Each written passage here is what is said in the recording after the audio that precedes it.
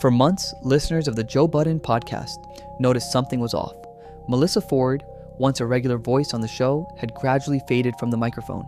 At first it was subtle, shorter appearances, muted contributions, but then she didn't show at all. Why? The speculation began. Was it creative differences, contract issues, or something deeper happening behind the scenes?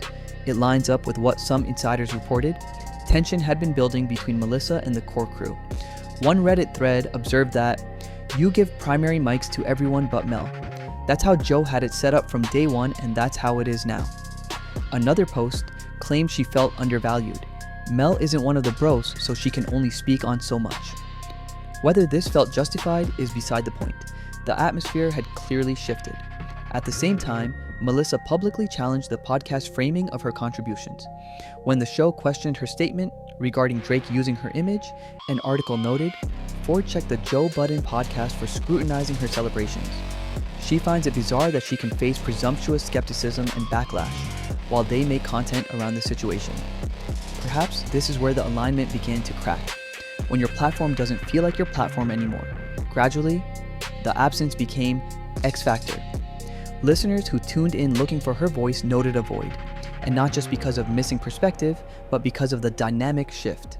The club of voices felt changed, quieter in some places, sharper in others.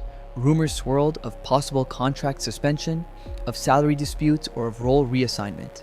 One video claimed, "Joe Budden suspends Melyssa Ford again?" after heated confrontation on Twitter Spaces.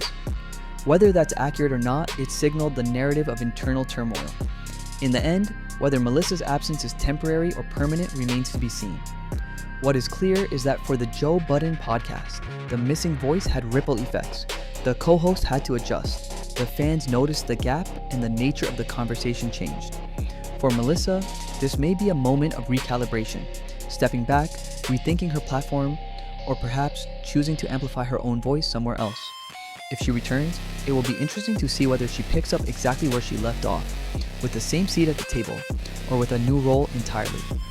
The story reminds us that in media, the visible absence of a voice often speaks